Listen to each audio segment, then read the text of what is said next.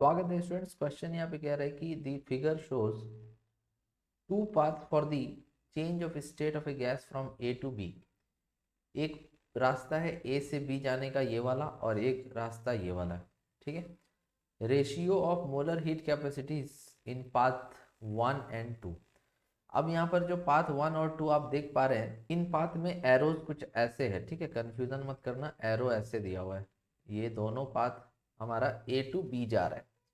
तो एक पाथ 1 है, दूसरा पाथ 2 है। तो क्वेश्चन में कह रहा है कि ratio of molar heat capacities in path 1 और 2। एक्चुअल में मोलर हीट कैपेसिटी का मतलब होता है amount of heat energy required to raise the temperature of 1 mole by 1 degree centigrade, या फिर 1 यूनिट टेम्परेचर। तो फॉर्मूला होता है यहाँ पे delta Q equals to n C delta T. तो यहाँ से C इक्वल टू क्या आ जाएगा, delta Q upon n delta T. तो यहाँ पे जो C देख रहे हो, this C is your molar heat capacity, और इसका डेफिनेशन होता है amount of heat energy required to raise the temperature of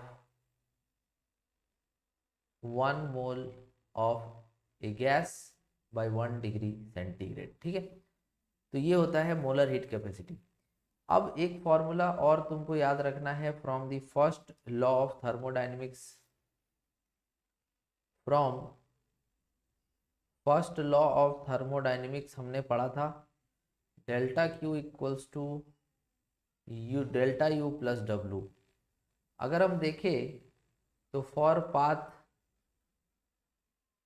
1 initial point A है और फाइनल पॉइंट बी है। ठीक है, तो for path 1 change in internal energy is from A to B, so final minus initial.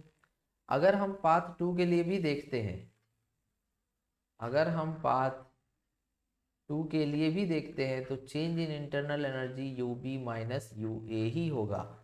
ठीक है, तो यहाँ पर हमारा जो इनिशियल पॉइंट और फाइनल पॉइंट सेम है, इस वजह से चाहे तुम पाथ 1 से जाओ ए से बी, या फिर पाथ 2 से जाओ ए टू बी, इन दोनों केस में change in internal energy same होगा। ओके, तो यहाँ पर हमारा चेंज इन इंटरनल एनर्जी दोनों पाथ में सेम है। तो अगर हम मान लो डेल्टा Q1 लिखते हैं, तो डेल्टा Q1 इक्वल टू हो जाएगा डेल्टा यू प्लस W1। और अगर हम डेल्टा Q2 लिखते हैं तो डेल्टा Q2 हो जाएगा डेल्टा यू प्लस W2। ठीक है, तो इस केस में डेल्टा Q1 ज़्यादा होगा या डेल्टा Q2 ज़्यादा होगा, ये कैसे डिसाइड होगा?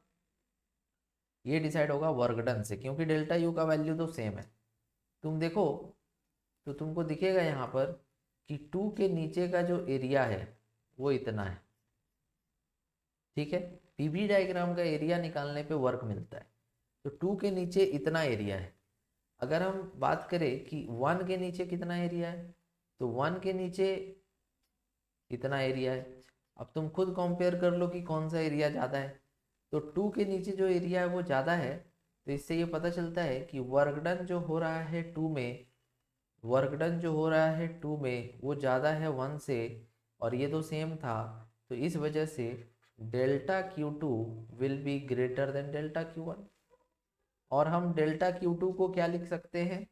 तो देखो यहाँ से हम डेल्टा Q2 को NC डेल्टा T के टर्म्स में लिखा जा सकता है।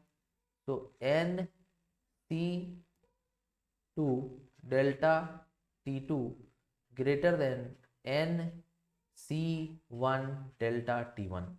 अब इस क्वेश्चन में बोला था कि figure shows two path for the change of state of a gas. एक ही गैस को ए से बी दो अलग अलग रास्ते से लिया जा रहा है, तो नंबर ऑफ मोल्स इसीलिए हमने सेम लिया। चेंज इन टेम्परेचर भी यहाँ पर सेम होगा बिकॉज इनिशियल पॉइंट और फाइनल पॉइंट सेम है। तो यहाँ से C2 is greater than C1। तो मेरे को पूछा था कि what is the ratio of C1 by C2। तो C1 by C2 is less than 1, क्योंकि C1 कम है, C2 ज़्यादा है। तो C1 by C2 is less than 1. That is why the first option is going to be correct in this question. Thank you.